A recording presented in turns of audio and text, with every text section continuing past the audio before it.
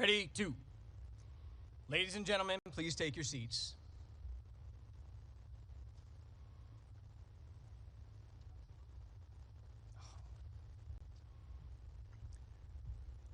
Please rise for honors with a 21-gun salute and ruffles and flourishes.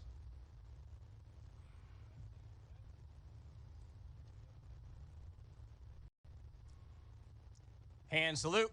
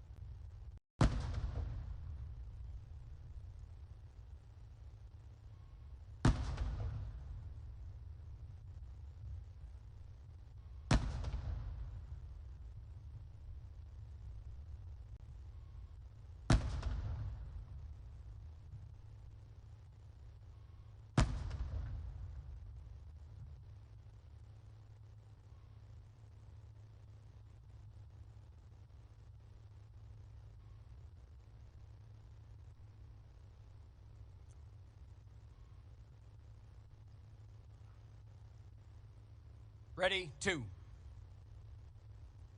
Ladies and gentlemen, please take your seats.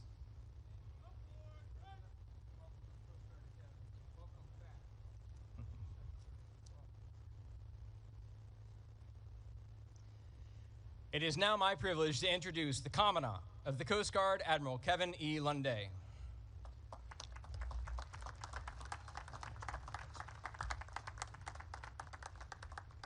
Good morning. Linda Lee and I are honored to be here today. President Trump, thank you for coming back today to charge these new officers as they head out to our operating forces. Thank you for your visionary leadership to renew the Coast Guard, starting with last year's record capital investment, sir, to buy new cutters, boats, aircraft, facilities, and technology. Sir, we've already spent $13 billion of that to meet your intent, and we're on track to spend nearly all of it by the end of this year. Thank you for your strong 27 annual budget that, when funded by Congress before October, will grow our service by nearly 6,000 people to operate those new assets. And thank you for your resolute advocacy for not just the Coast Guard, but all of our armed forces, sir. Secretary Mullen, thank you.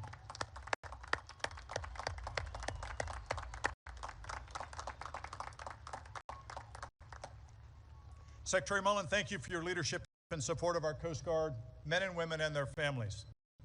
And under the President's direction, for fighting to successfully fund the Coast Guard and the rest of DHS and ensure that what happened this year never happens again. We will not forget what you did, sir.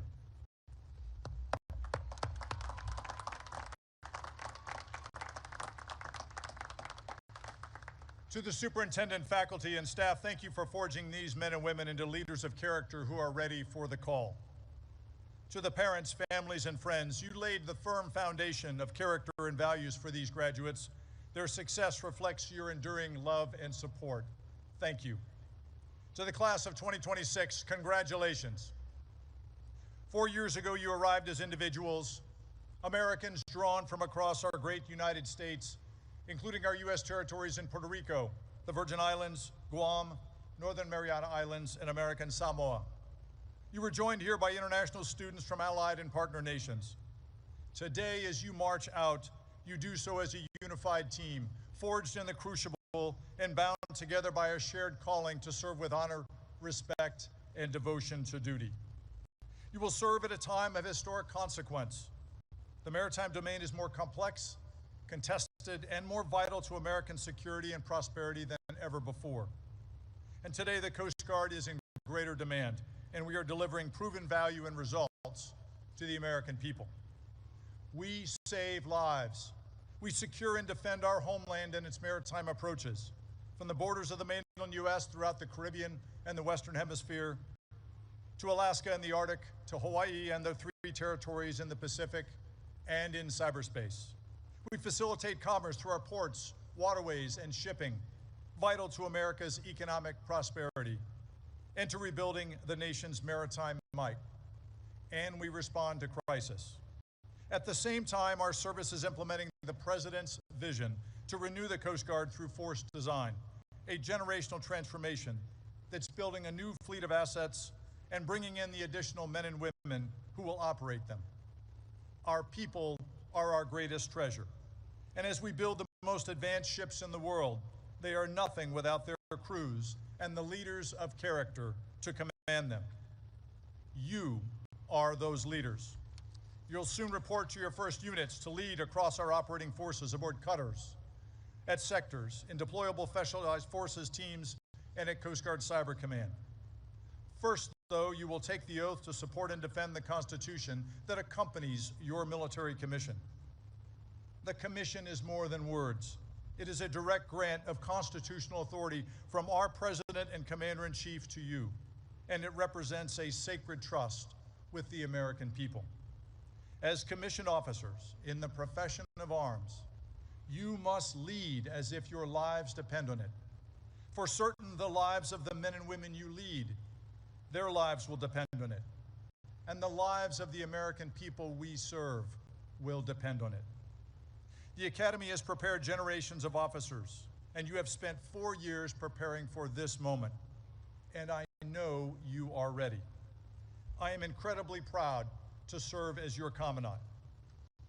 Looking to the horizon, I have certain hope for the future. For there's one thing our distinguished service history proves. With a ready Coast Guard crew and the strong support of the American people, there is nothing we can't accomplish. Semper Paratus.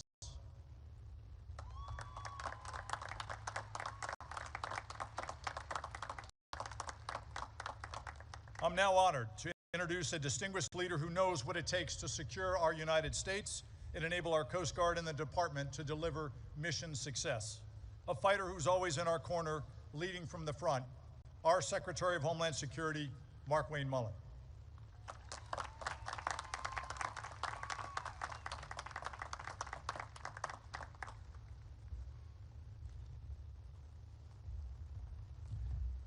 Thank you, Admiral Lundy, and thank you, Mr. President, for allowing me such an honor to serve in your cabinet at such a historic time. As Secretary of Homeland, it's a very humbling position I find myself in, and I play no games about who is my favorite out of the 22 components. I understand the Coast Guard, you're our first line of defense to protecting the homeland. And our President, our Commander-in-Chief, he believes in peace through strength. But he also understands that not everybody believes in peace, and some people only respect strength.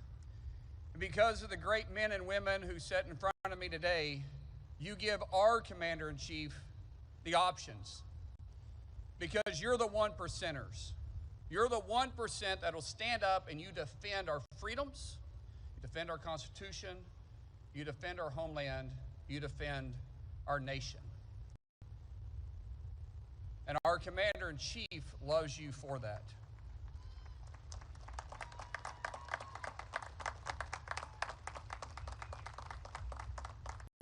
As the 1%ers, the President has made it his obligation plus his mission to fund our military in the way that no other president has done.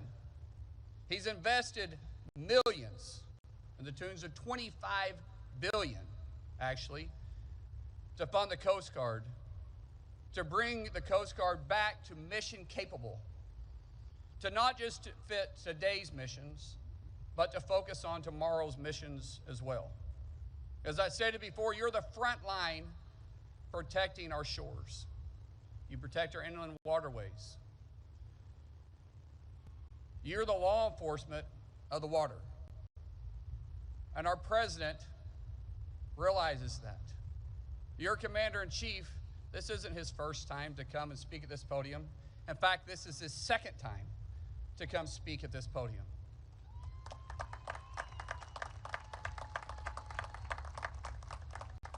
And I'm going to go off my notes a little bit and just talk about the ride over here.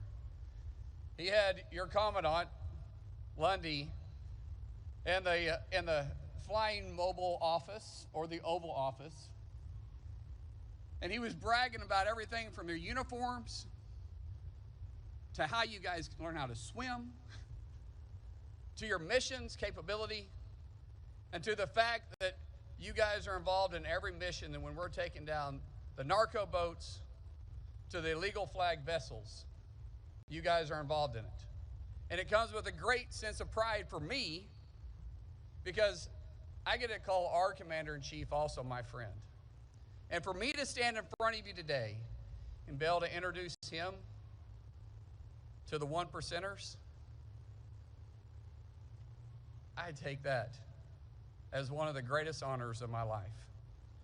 So without anybody waiting on me, because I'm never going to get in the way of this guy, let me introduce your commander-in-chief, our 45th and 47th President of the United States, Mr. President Donald J. Trump.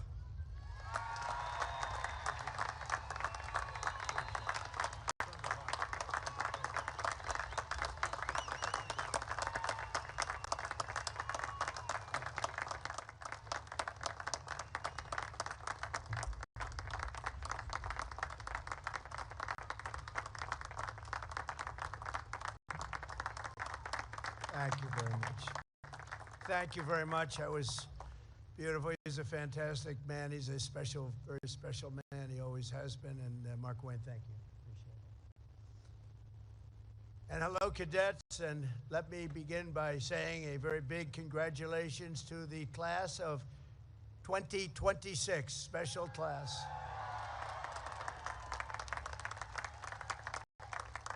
It's a true honor to be here on this magnificent day at one of the most prestigious military academies anywhere in the world, and I'm thrilled to become the first president to ever give a second keynote address to this storied institution. I am very proud of that honor. We'll have to try it a third time. We're going to have to try it maybe a third time, too, to keep that record intact. And a few moments from now, every graduate in the field will go forth with a even greater honor, one of the highest distinctions anyone can attain. You'll become commissioned officers in the United States Coast Guard, and our country is hot. This is a great time. Our country is hot. I hate to say it, but I will. A year ago, a year and a half ago, 2 years ago, the last administration, we were a dead country. Right now, we're the hottest country anywhere in the world. We're respected all over the world. You saw that with China just recently. You saw that in Venezuela. You saw that right now in Iran. Everything's gone. Their Navy's gone. Their Air Force is gone. Just about everything. The only question is, do we go and finish it up, or are they going to be signing a document? Let's see what happens. But we're a hot country. We're the hottest country anywhere in the world, with the strongest, most powerful military anywhere in the world, and there's nobody close. I want to thank our new Secretary of Homeland Security, Mark Wayne Mullen, a fantastic man, for the introduction, along with Coast Guard Commandant Admiral Kevin Lundy.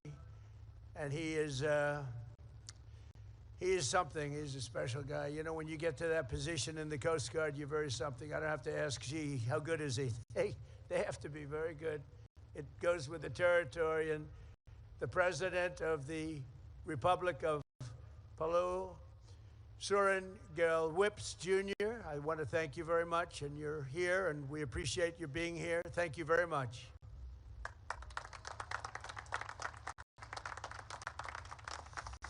Over the past 4 years, this class has been mentioned by an exceptional team of professors and coaches and military professionals who have shaped you into leaders. You came with very good quality, but they've shaped you nevertheless. And warriors who revere honor and really honor duty. You honor duty like very few others can even think about it. So let's give a big round of applause to the entire faculty and staff that made this possible.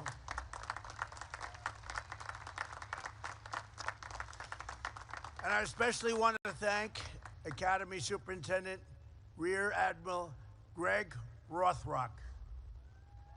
Come on, get up here, Greg. Come here, come here. He does a hell of a job. You don't want to mess with him. Don't mess around with him. Thank you very much, Greg. Fantastic. Also, your Assistant Superintendent, Captain Jess Razioux. Where is he? Where? Oh, nice. Very nice, thank you. Commandant of Cadets, Captain Aaron Casavant. Hi, Aaron. How are Aaron?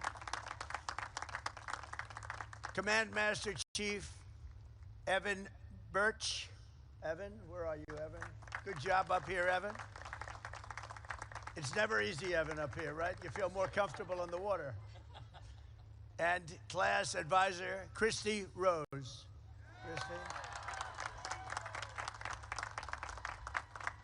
Thank you, Christy. And of course, where would you be without the wonderful friends and family in the stands? And there are a lot of them here who loved and supported you, and they were with you every single step of the way, and they do love you. They do love you. Sometimes they're not forthcoming with that statement. They're up there. Half of them are crying. Look, their boy, their girl, right? Their boy or their girl. They call them girl, by the way, and they call them boy. And in 30 years, they'll be calling you boy and girl, too. They love you, your parents and your family. Please.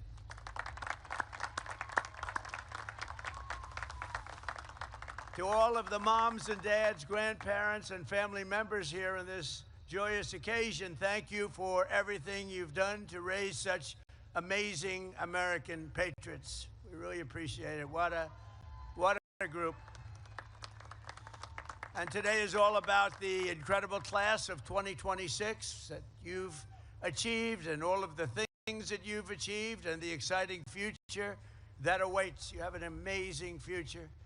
Very soon you'll swap your shoulder boards and you'll join the long blue line of legendary rescuers, seafarers, and service members that fill American hearts with admiration and pride. I've watched it. I've watched you during those hurricanes in Texas, and you got out there and you were going through waves that nobody else would have done. I wouldn't have done it. I would have said, Captain, I'm not feeling too good today. I think I have to take a day off. But you would have none of it. You are really something. I watched it. You saved so many lives. During my first term, we had one of the worst hurricanes ever in Texas and the Gulf. And the bravery that you displayed was incredible. You saved thousands. I think the number was 17,000 lives you saved. Through every generation, the heroes of the United States Coast Guard have lived by a creed of honor and bravery and sacrifice that have defied every storm, shipwreck, and every single enemy attack.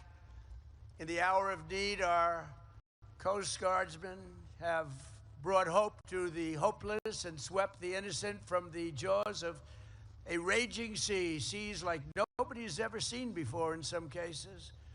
Coast Guard warriors piloted the famous Higgins boats and delivered American liberation to beaches of Normandy and sailed through smoke and flame and gunfire to put the Marines and the Guadalcanal very much into play, and they patrolled the distant shores of Manila Bay and Mekong Delta and the Red Sea, and they patrolled them like nobody has ever been able to patrol them before or since. For decades, the men and women of this noble service have repeated an unofficial motto of pure, unyielding courage. It says, you have to go out, but you don't have to come back. That's a statement. You have to go, I think of that, you have to go out, but you don't have to go back. And you know what that means? That means danger, and it's a statement that you live by. This is the unbelievable heroism and exceptional selflessness that lives in the soul of every single cadet on this field, every single one of you, and you've all been tested. You'll be tested further and probably at higher levels as your career goes on, but you've been very strongly tested and you have what it takes. You're America's first defenders. You are America's first responders. You are the living standard bearers of America's First Fleet. As your commander-in-chief, I could not be prouder of the great class of 2026. Congratulations. Congratulations. Amazing. And I'd have no doubt to say, and just like those Coast Guard legends who came before you, you will always put America first. We put America first now. We haven't done that for a long time, but we do that under the Trump administration, I will tell you. And the whole world is saying, well, America's first, and they put America first. And we help others too, but we put America first. 4 years ago, most of the cadets here today could have gone to almost any school that you wanted. It's so hard to get into the Coast Guard. I had so many people, sir, could you get my son? He wants to go to the Coast Guard Academy. And I look at the son, I say, he's not gonna make it. Terrible. I lost a lot of friends. I lost a lot of friends. But every once in a while, I'll call up with somebody outstanding, and they'll generally take care. If they don't take care, they're fired. So, you know, they have no choice. But you really have outstanding people coming in. But you chose New London. You chose Cape May. You chose Kodiak Island. You chose the great service of God and country and the U.S. Coast Guard, and it was the best decision of your lives. One of the great decisions, you will say it. It's hard to say it now, but you will say it as time goes by. This will be the best decision of your life, where you decided to learn, go to school in this incredible, beautiful place. You came as strangers and American teenagers. You leave as officers, American warriors, and friends forever. You're always going to be friends with each other, hopefully with me. Today, this field is full of some of the smartest minds, the toughest athletes, and the most tenacious leaders our nation has to offer. It really is. It is very hard to get into this particular place. It is very, very hard. It is a lot of broken hearts. People don't do it. Good people, smart people, they can't quite make it. Many of you have excelled academically, but 49 cadets have studied longer and harder than anyone else. The very accomplished Coast Guard Academy scholars. Would you please stand? These are the really brilliant people. You're all brilliant, but these are perhaps slightly more brilliant.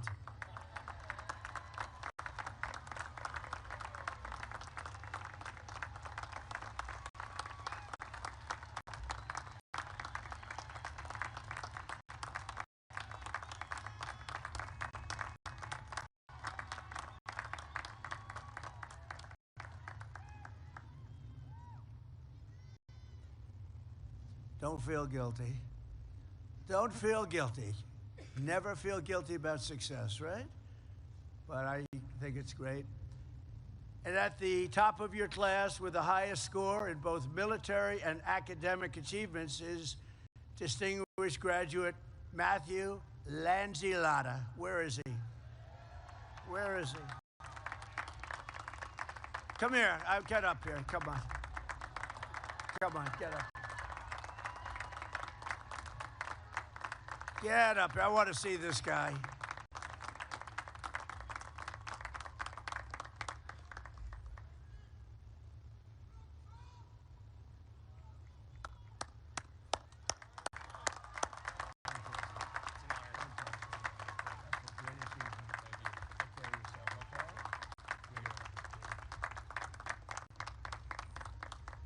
hate good-looking men. Very good. Matthew, that's great. Thank you very much. It's a great honor. We also have the only cadet who earned a perfect score on every single fitness test. Now we're talking fitness. Do you know who this is already? Wow, this guy must be something. I think we'll have to invite him up. I want to check it out. For the last 4 straight years, which they think may be an all-time record, congratulations to Thomas Rhodes. Thomas, get up here, please. I want to see. I want to check him out. Whoa. Oh, we're not going to fight with him. I'm not fighting him. This is not UFC. Please understand that, Thomas. Look at this guy. Look at the muscles in this guy.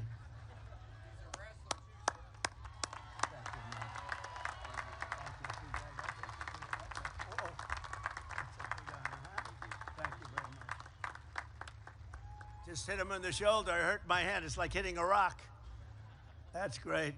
Thomas, that's fantastic. Another member of this class is making history as well today. Mike Kaddish becomes the first Coast Guard Academy graduate to ever go straight from the Corps of Cadets into the Coast Guard Special Forces. So what was that all about? Come on up here. Come on. Let's go. Come on up here, Mike. I want to see what these guys... I like to see, what these guys are like. Because, you know, it's competition for me, too. I have to compete with you now. I'm not liking that. How are you? Fantastic. Wow, that's a big achievement.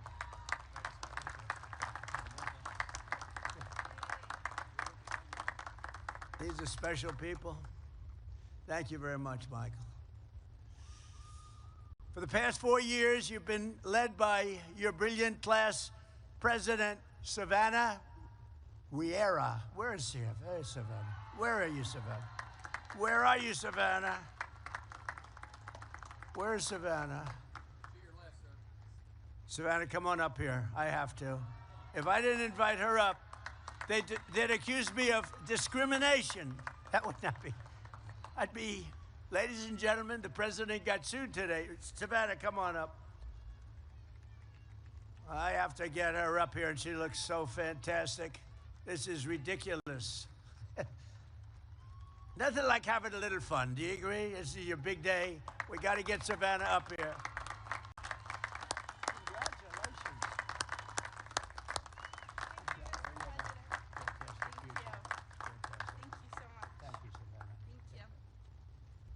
Thank you, Savannah. Wow. This class has also been blessed with many tremendous athletes, including the Academy's all-time leader in receptions, yards, and touchdowns, wide receiver, Brooke Desta. Where's Brooke? Wow. That's a pretty good record, Brooke. I'll let you come up if you want. You want to come up? Come on up here, Brooke. Come on. You can see they want you up here, Brooke. So do we have a little NFL future here, maybe? I don't know.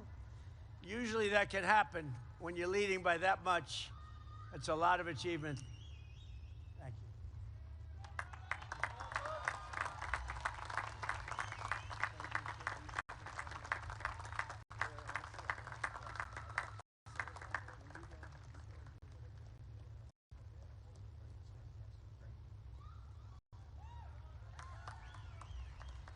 You know, we've made it possible. I did this. We made it possible for people like Brooke that really have a great ability at sport, and in some cases will be drafted by the NFL or have a chance of getting into the NFL or baseball or basketball or whatever it might be. The problem is they had to serve, as you know. They had to serve 5 years, and that's not exactly conducive to being drafted very high if you had to go away. So I made a decision in my first term, and we adhere to it very strongly, that when somebody has the ability, going to Coast Guard or West Point, Annapolis, Air Force, any of them, if you have a student with extreme ability that gets drafted and can play in professional football, we allow you to go immediately, and you serve your time in the Coast Guard or whatever after your professional career is over. And it has made such a difference. It's also made a big difference in recruiting. That's why your teams are better today than they used to be. So I make these little contributions. I don't know if people know I made those contributions, but so Brooke, I want 25% of everything you earn. Thank you, Brooke. I appreciate it. So it's a little bit of a help, but it actually, what we didn't expect, it made your recruiting much better because you're able to now recruit the top people that really have a chance of getting into professional sports, and one of the reasons you have such good teams. We also have your all-time leader in points in the assist for women lacrosse, Abby McAllister. Abby, where are you, Abby? Stand up, Abby. Oh, are you that good, Abby? Do you want to come up, Abby? Come on, Abby. Come on up, Abby. See, we throw them a little off on timing when I do this, but what the hell? We have time, right? This is your day. And when somebody achieves with these people, we should give them a little extra recognition, right? That's a tough sport, Abby. I don't know. I'm not going to mess with you. That's great. That's a big record.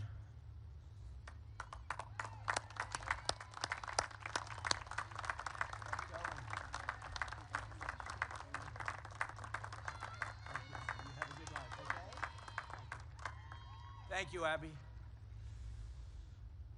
Of course, there are those of you who have made your mark on the school in many other ways, like the mayor of the class, Freddie Wheaton, the founder of Phi Kappa Granny, Evan Granahan, and the leader of the esports club, Aiden Roskowski.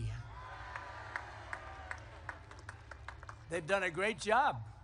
That's good. That's also called leadership. While everyone has worked and studied hard, some may have spent a little bit too much time at a place called Mr. G's. I don't know what Mr. G's is.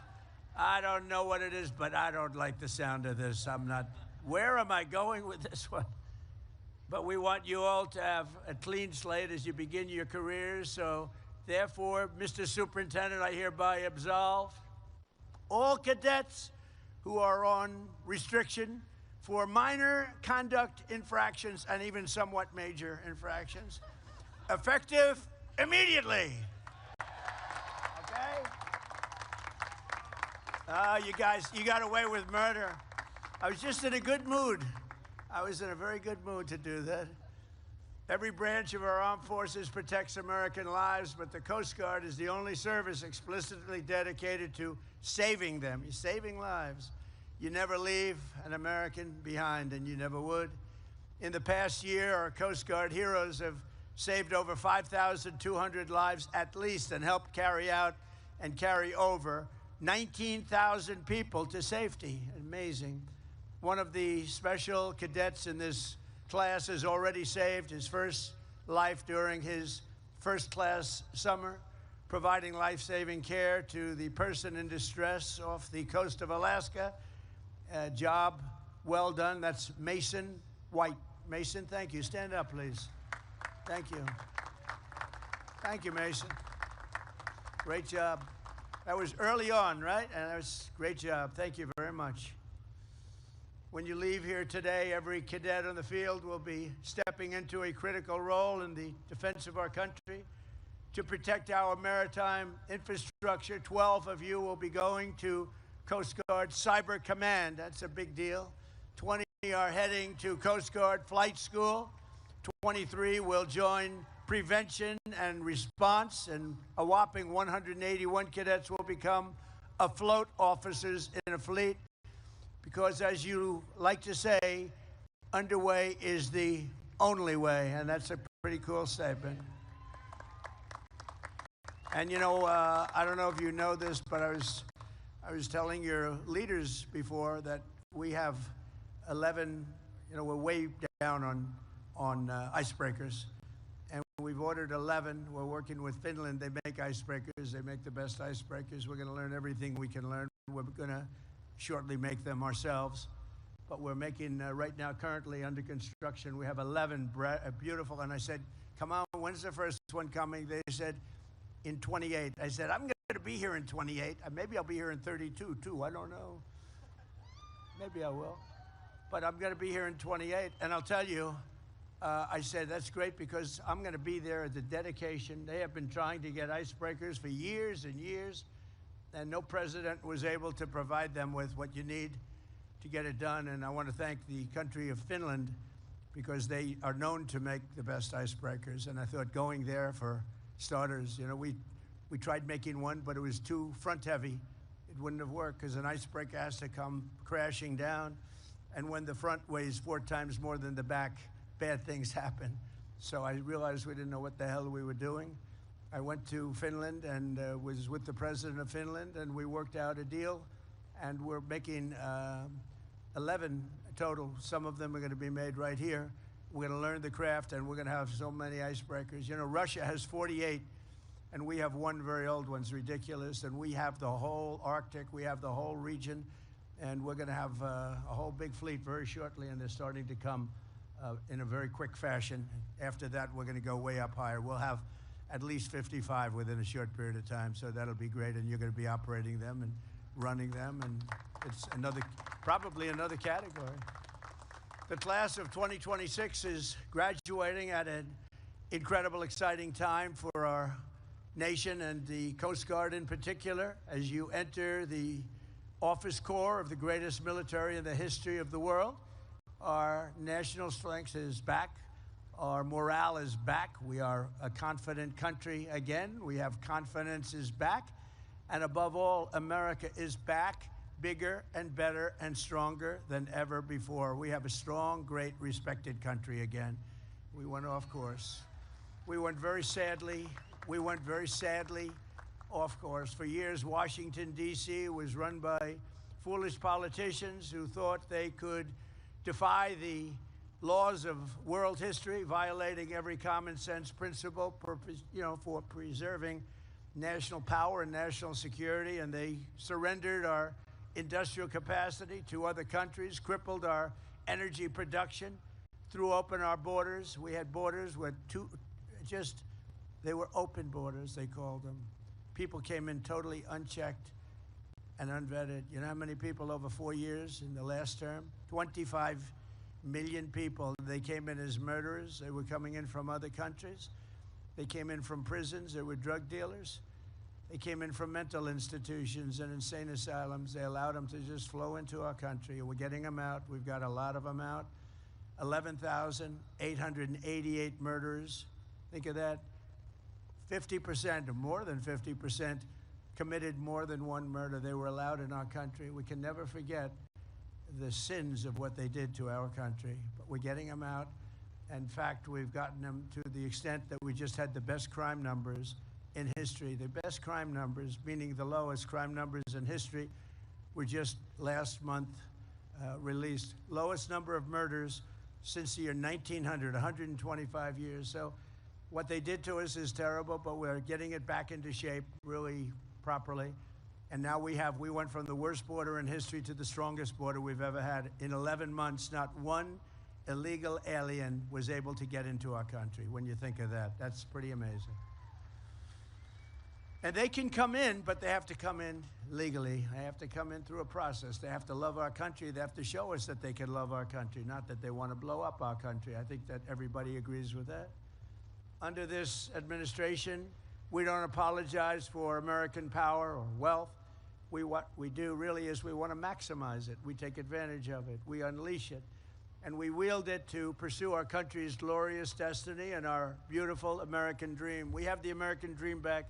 You didn't hear about the American dream too much for 4 years, and now the American dream is back. This is truly the golden age of America. We are in now the golden age. We have more production, more people. We have more people working today than at any time in the history of our country by far. We have more people having great jobs today than at any time in the history of our country. Our country is respected all over the world. The men and women of the Coast Guard have a vital role to play in this resurgence. This is a great resurgence. We have $18 trillion being invested in the United States. That's many, many times more than ever before. In fact, You'd have to go back more than 10 years. Another country a long time ago had 3 trillion. We have 18 trillion. The last administration for 4 years had less than 1 trillion. We have $18 trillion being invested in our country in 11 months because the numbers for the 12th have not come up. So that's going to increase it yet further. So that's an honor. It's a great honor. To me, that's something special. We're building plants, auto plants, every kind of plant you can imagine all over the country. And they're coming in from Canada. They're leaving other countries. They stole our auto business. They stole our chip business. We'll have close to 50% of the chip business by the time I leave. And right now we have none practically. And we'll have, it was taken by other places. It was taken by Taiwan. I'm not knocking them. I'm saying if they can get away with it. But if you had the right president, that would have never happened. Wouldn't have been allowed to have happened. You would have put tariffs on, and you say, that's okay, you can steal our business, but if you're going to sell, if you think you're selling those chips back into us with no tax, you can forget it. And if we did that, we wouldn't have lost those businesses, the autos, the chips, the semiconductors. All of that would be here, but it's all pouring back into our country right now because of the word tariff. As you know, one of my favorite words, I got into big trouble.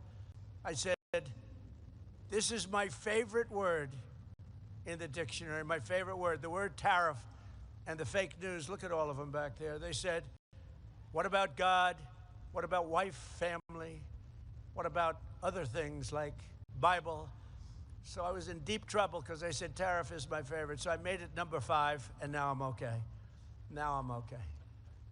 They think I'm kidding, but they gave me a hard time. But with your help, we're reasserting one of the most time-honored principles of our national security, that the American dominance in the Western Hemisphere will not be threatened under any circumstance. As an example, we will not let Iran have a nuclear weapon. That's all. It's very simple. We will not let that happen. And we have great support. You wouldn't know that by reading the fake news, but we have great support. People don't want them to have a nuclear weapon, and they will not have a nuclear weapon, and they want to make a deal so badly. We'll see what happens, but we hit them very hard, but we may have to hit them even harder, but maybe not. But we're not going to let Iran have a nuclear weapon and blow up the entire Middle East, Israel, the entire Middle East, and then come here for you. Not going to happen. So just as no family can be truly secure in a violent neighborhood, we will not allow chaos, instability, or danger to fester in America's own backyard. We're not going to let it happen. One of the reasons we have Mark Wayne, and one of the reasons that I feel so good about things, is a tough cookie. You know, he was a great fighter, too. A great fighter. He was a tough cookie and a very successful fighter. His sons are all-American fighters, so they have good genetics in that family. But Mark Wayne is a tough guy with I always say he's a tough guy with a great heart, and that's a good combination. So from the Gulf of America to the frozen waters of the Arctic, from the shores of Havana to the banks of the Panama Canal, we will drive out the forces of lawlessness and crime and foreign encroachment, just like we've been doing. You know, we have only 3% coming in. We were getting tremendous, you would understand this because you were involved in this, we're having tremendous amounts of drugs brought in by sea, by ocean, by water, and a tremendous amount. And we've now reduced that to 3%. So it was a big percentage, and now it's all the way down to 3%. And we've hit them very hard, as you know. Not that it's something we wanted to do. And we never miss. We never miss. We hit them very hard. And actually, people are trying to figure out who are the 3% because they happen to be the bravest people perhaps anywhere in the world. The 3% that's left, but I don't even think they have 3%. We virtually stopped it. And now we're going to stop the drugs coming in by land, and that's the easy one to do. That's the easy one. I want to thank the Coast Guard because you've been unbelievable in that endeavor. Think of it. We had a majority of drugs were coming in by the sea, by the ocean, and we have virtually stopped that. And now for the easy part, the land, much easier, and it will be equally quick. And we are going to have drugs are down by 61%, but we want to get them down to almost nothing because they've destroyed so many families, so many people, so many lives. Our Coast Guard cutters are elite tactical teams. We're the pivotal is enforcing our successful blockade, and you just have to see this. We have a blockade that's, they call it the wall of steel. Nobody goes through them, and you're a big part of it. Nobody goes through them. The Navy, the Coast Guard, we have ships that tried to go through, and they're saying young captains from Coast Guard Academy, the Naval Academy, Annapolis, and they're saying, do not proceed further. They have the greatest loudspeaker system, much better than this one, let me tell you. It goes over the water, it bounces on the water, and you have this young, handsome captain saying, do not proceed further. You are in enemy territory. Do not proceed further or we will shoot. And you have a ship that's like 2 football fields long that carries 2 million barrels of oil. Think of that, 2 million barrels. And on occasion, they'll try and disobey. And last week you saw one shot, not a missile shot, a bullet, a very large bullet. A bullet from 4 miles hit the rudder of the ship, and the rudder of the ship fell into the ocean. It was a beautiful thing to see. It just fell in. I said, what the hell kind of a shot was that? And the man said, no, we are going back to Iran. See, now I say Iran. I don't use, because he obviously has a correct pronunciation. We will go back to Iran. And it took, with a broken rudder, with the rudder that was laying at the bottom of the sea, it took 10 miles just to turn that ship back. But nobody violates it, nobody. And I was with, as you know, President Xi of China 2 days ago. We had a tremendous meeting, very successful meeting. And he agrees our military is phenomenal. I don't want to go beyond that, but I will tell you he respects our military tremendously. Our military is respected. We have, as I said, the greatest military anywhere in the world, and we're going to keep it that way. We have a budget this year of $1.5 trillion. That's the biggest budget we've ever had. That includes the Coast Guard. Don't worry about it. Look, they're getting a little bit concerned. Don't worry, it includes you. You're going to have so many Coast Guard cutters, you're not going to know what to do with them. You'll have a cutter that's 2 years old. You say, Captain, I want the new one. Didn't used to be that way, but we have a lot of money coming your way, you know that. Because of these people and people like them, they made a great case for it, and I'm a big fan. So, you know, we take care of it while I'm here, because we're going to take care of the Coast Guard like you wouldn't believe. And in a flawless, thank you. And in a flawless operation last January, supported by the Coast Guard, America's armed forces captured the outlaw Nicolas Maduro and brought him back to American justice. He's awaiting trial from Venezuela, an attack that took less than 1 day. And it was an amazing, I think it's one that's going to be studied for a long time. Great, smart country, very tough military country, but it really took 48 minutes and 13 seconds to be exact, but let's give it 1 day. And he's now awaiting trial. And now we have a great joint venture with Venezuela. We have millions of barrels of oil coming into Houston and coming into parts of Texas and Louisiana and Alaska. And it's been an amazing thing. You know, Venezuela used to be a really great country 20 years ago. Then it went the wrong way. It went the way they'd like to take this country. Some lunatics would like to take this country way, way left and destroy it. But we're not going to let that happen. We're not letting that happen. This service has also been at really the center of the battle to restore sovereign borders for the United States and keep drugs and criminals out of our country, and we're keeping them out. Since I took office, the Coast Guard has seized over 206 million lethal doses of illicit narcotics, the most in the history of our country, enough to kill a country, a large country, many, many times over. And you've seized it, and you seize it constantly, and you don't play games. Last August, the Coast Guard cutter Hamilton interdicted 76,000 pounds of illegal drugs, the largest Coast Guard drug bust of all time, largest ever. And I'm telling you, the Coast Guard has always been good, but you've stepped it up even beyond that. 5 cadets graduating today were part of that historic action. And I'll mention their name. Elliot Coles, stand up, Elliot. Jenna Lewandowski, Piper Stevens, Hannah Warner Kay, and J.J. Banek Gebel. Thank you. Great job. Thank you very much. The Coast Guard has also played an important role in Operation Epic Fury to ensure that the Iranian regime never obtains a nuclear weapon.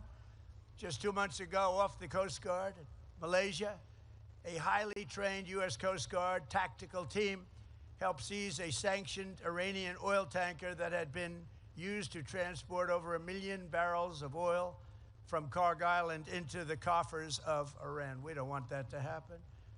This is the third sanctioned Iranian vessel the Coast Guard has helped capture since we began the fighting, the real fighting with Iran, and many more to come, I suspect, unless they get smart.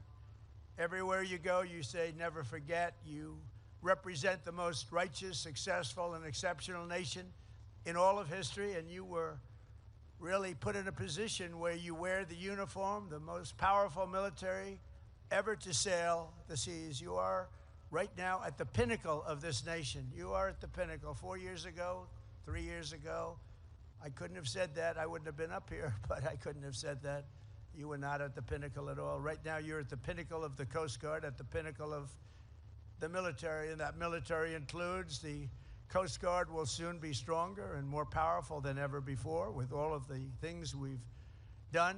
Last year, I signed a record-setting $25 billion investment in the Coast Guard, including funding for 22 new cutters, 40 new search and rescue helicopters, 25 state-of-the-art icebreakers, and we're also providing $380 million for renovations and improvements right here at the Academy. The Academy is going to be so beautiful. It's already beautiful, frankly, but it's going to be tippy-top, as I say. It's going to be perfect.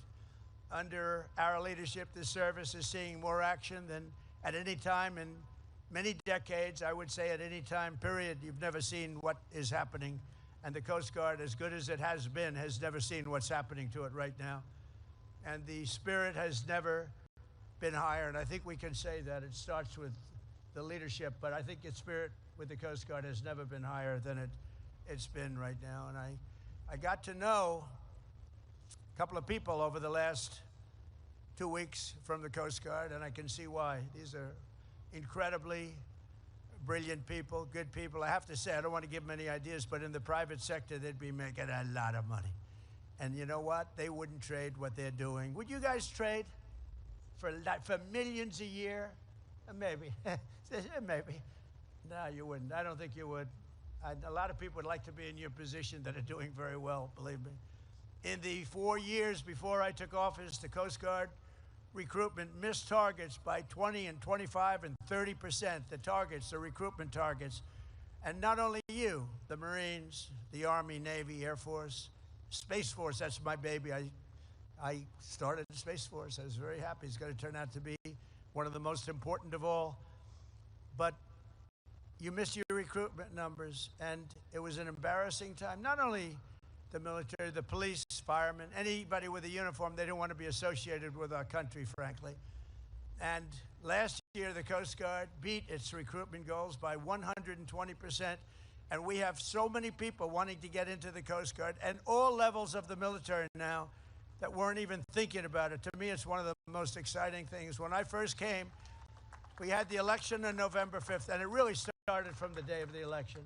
But we had the election on November 5th. But I will tell you, before that, you couldn't recruit people to go into the military. Nobody wanted to be there. They were trying to reduce standards. Now the standards, I hate to say, are through the roof. But now we have lines of people wanting to get into every group of, whether it's the Navy, the Coast Guard. And I will tell you, I looked at the numbers, the Coast Guard in particular, you have exceeded your numbers. You have a waiting list that's a mile long of people that want to get in.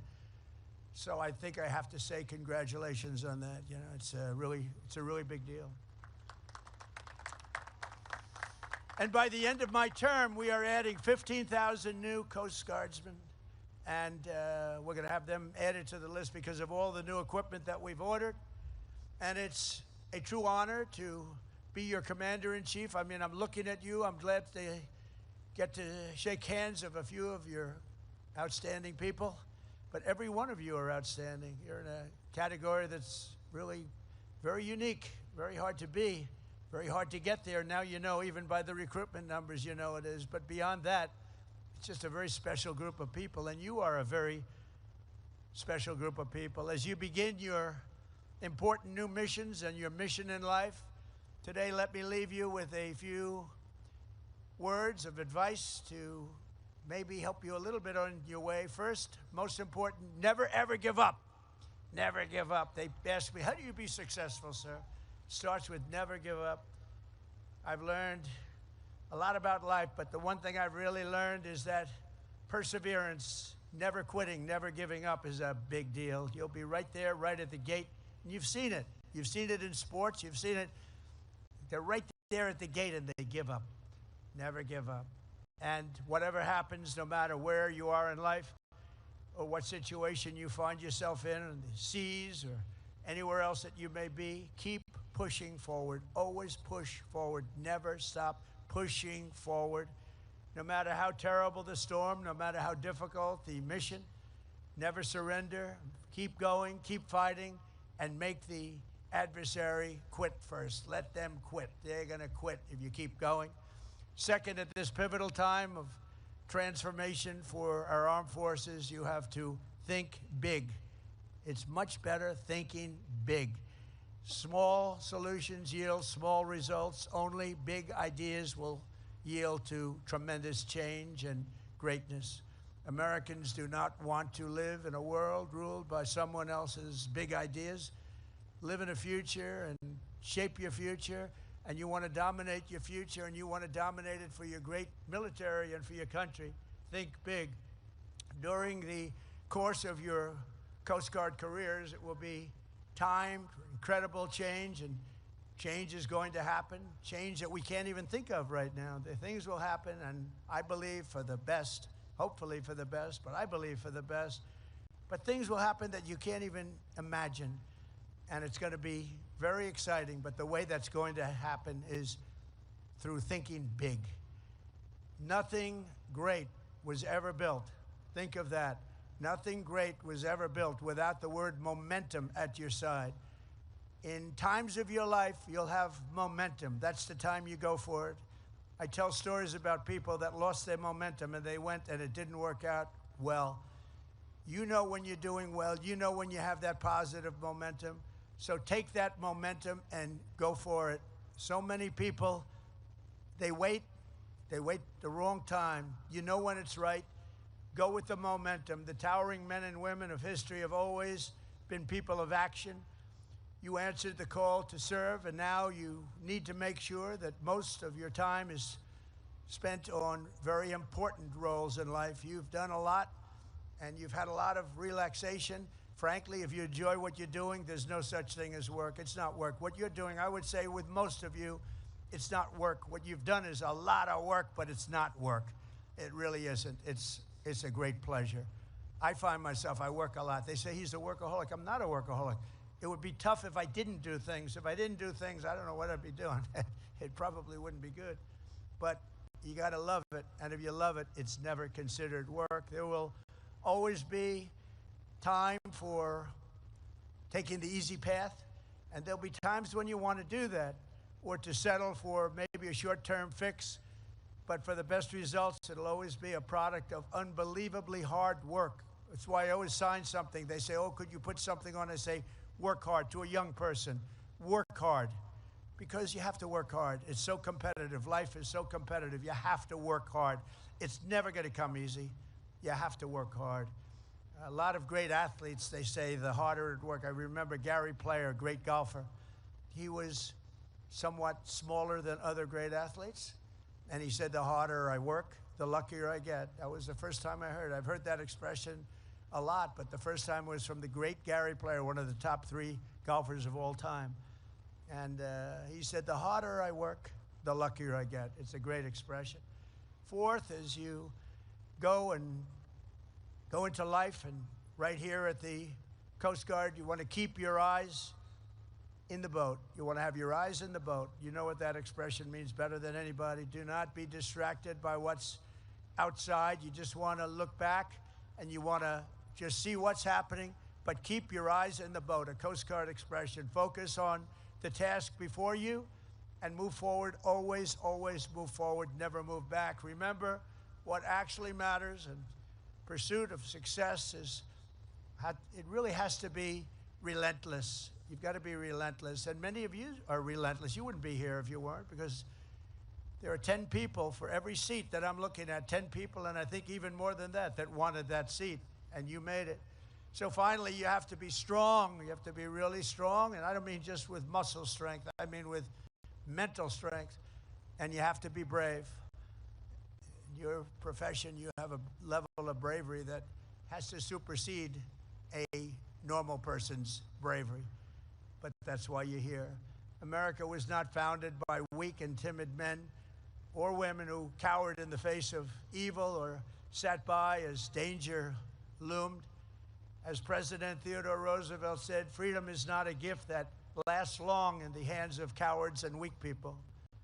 Today, our country faces the threats that are very strong, but we have a much stronger country today than we had 2 years ago.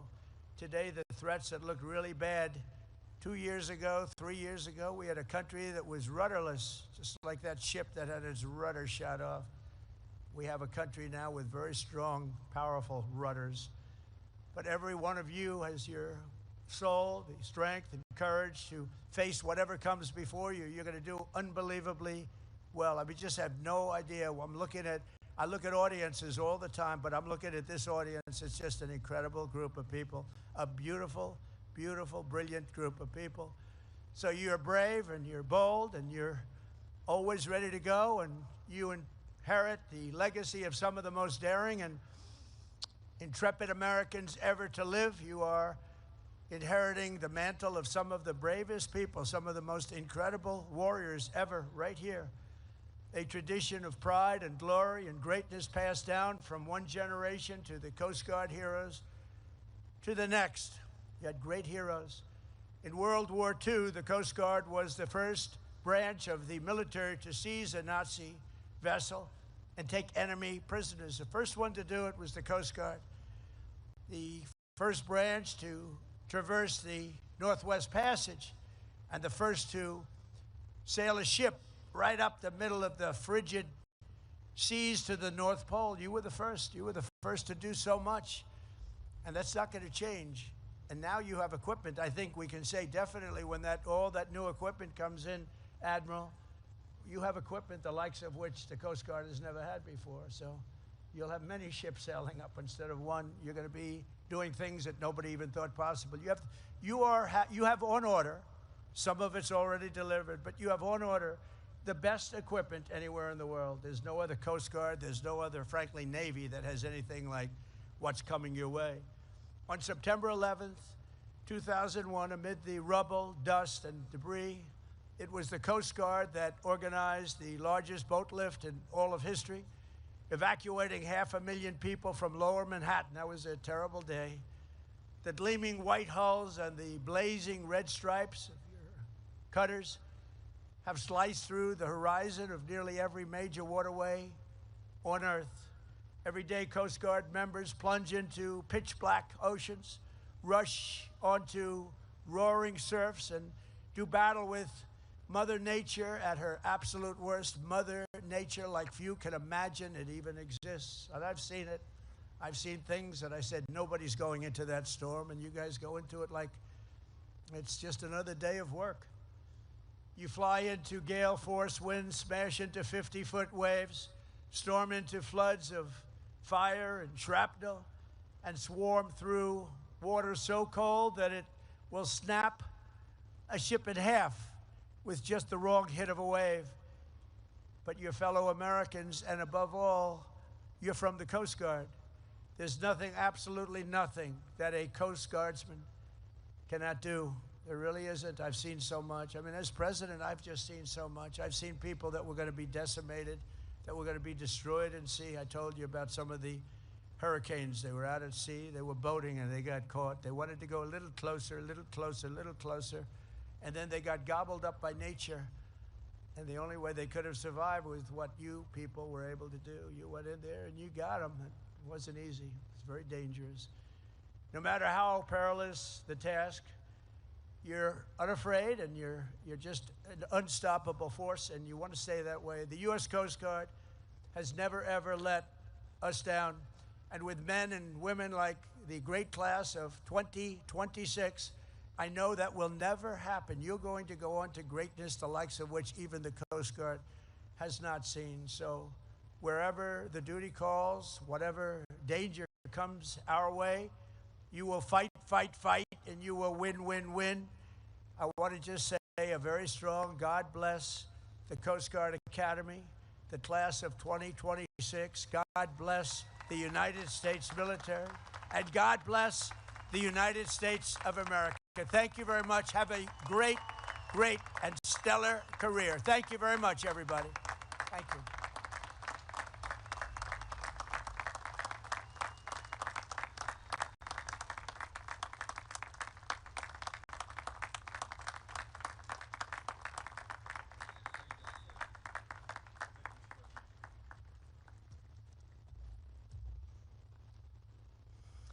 At this time, I invite the class president, Cadet Savannah Rier, to come to the stage to present the class gift.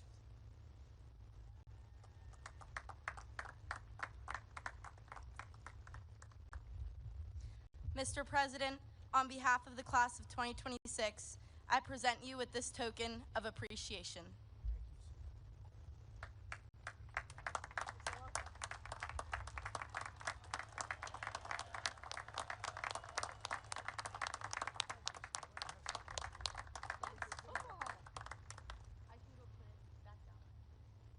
I don't know if this is a good trade. This is for Savannah.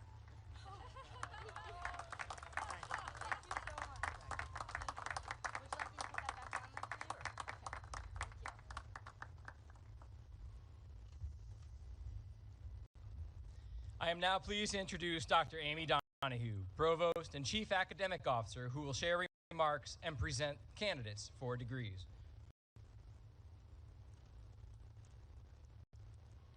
Please be seated.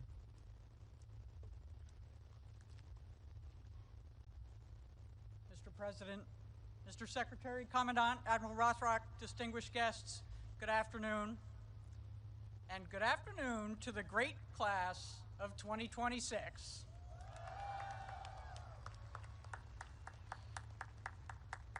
Before we make this official, I have 180 seconds for you on behalf of the faculty.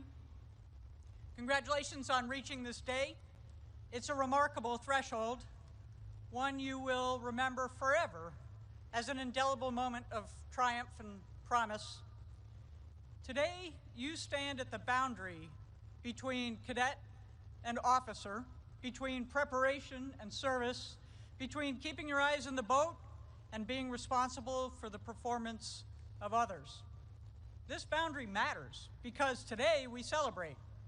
We reflect on your success, all you've achieved since you showed up 4 short years or 1,432 long days ago.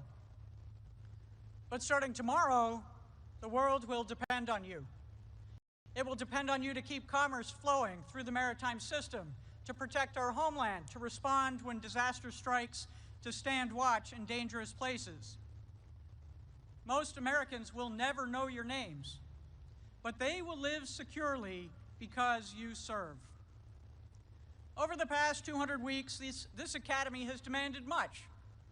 You have written mountains of papers, taken scores of exams, attended thousands of hours of class, marched hundreds of miles, sailed thousands more, consumed heroic quantities of pizza. Through all of that, you've succeeded academically, militarily, physically, else you wouldn't be here today. Fundamentally, you have changed. Because education is really not about acquiring knowledge, though it does involve a lot of that. It is about developing judgment that lasts long after you forget what we taught you. Doing that takes time. We don't need 200 weeks to teach you how to do push-ups or wear a uniform or even be an officer. And you could have gotten a college degree quicker someplace else. but you could only earn this education here. A degree from the United States Coast Guard Academy is not mere acquisition of knowledge, but the forging of character, preparation for the manifold challenges ahead, whether on the high seas or in the halls of governance. It is about cultivating the virtues of leadership augmented by capability, tempered by understanding. Because the nation needs something more than technical prowess. It needs leaders able to learn, adapt, exercise sound judgment in complex situations where lives and national interests are at stake. Despite all you've accomplished, I expect you feel some trepidation in this moment. Good, because the work ahead is difficult and dangerous. In a few moments, you'll sing Semper Paratus, as you have hundreds of times in the last 4 years. And you will put particular emphasis on the words, fight to save or fight and die. This is not just a dramatic line in a song. It is a reminder that this nation asks for your courage and sacrifice. It is said you should be ashamed to die until you have won some victory for humanity. This is a fitting charge because this service delivers victories for humanity every single day. We fight to save, and we must not die until we have won.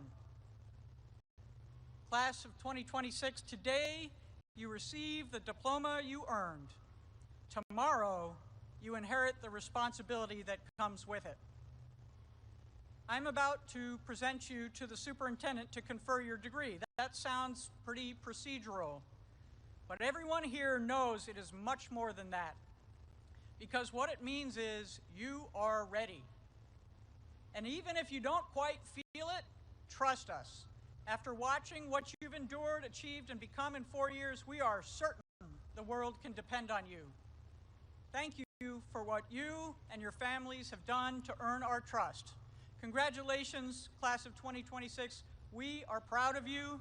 The Coast Guard needs you, and the nation is fortunate to have you.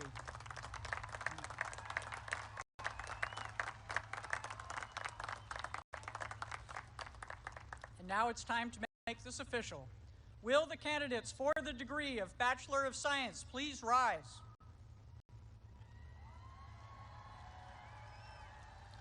Admiral Rothrock, as Provost and Chief Academic Officer, I have the honor of presenting to you the candidates for the degree of Bachelor of Science. They have been examined and approved by the faculty.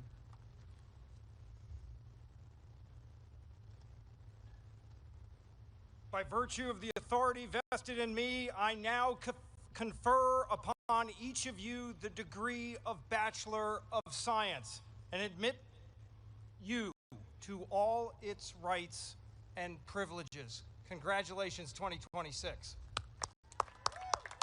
Well done.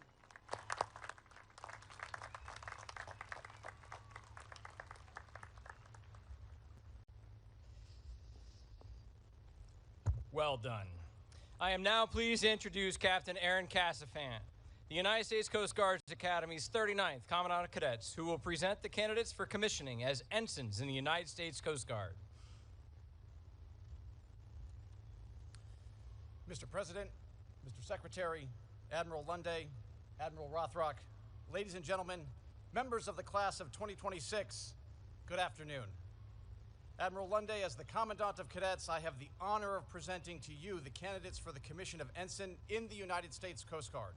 They have met all military requirements and have successfully demonstrated competency as leaders of character in the Academy's 200-week leader development program.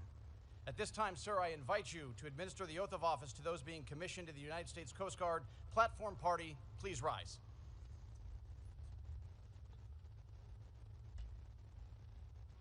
Raise your right hand and repeat after me. I state your name. Do solemnly swear that I will support and defend the Constitution of the United States against all enemies, foreign and domestic, and that I will bear true faith and allegiance to the same, that I take this obligation freely, without any mental reservation or purpose of evasion, and that I will well and faithfully discharge the duties of the office on which I'm about to enter. So help me God. Congratulations.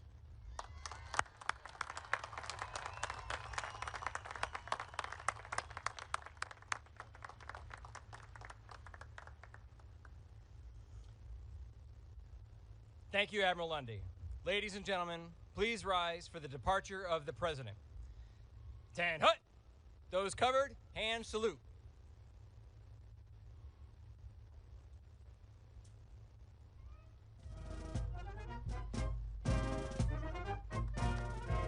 Now, President of the United States of America, departing.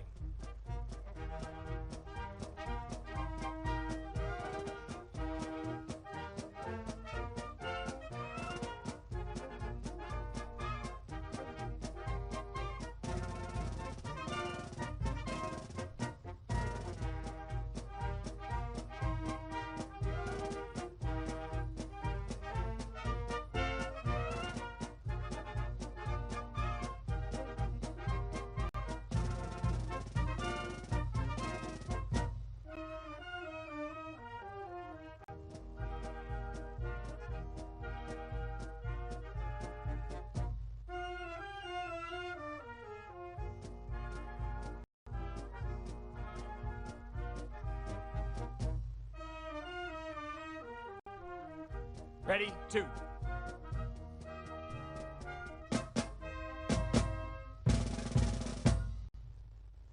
Please be seated.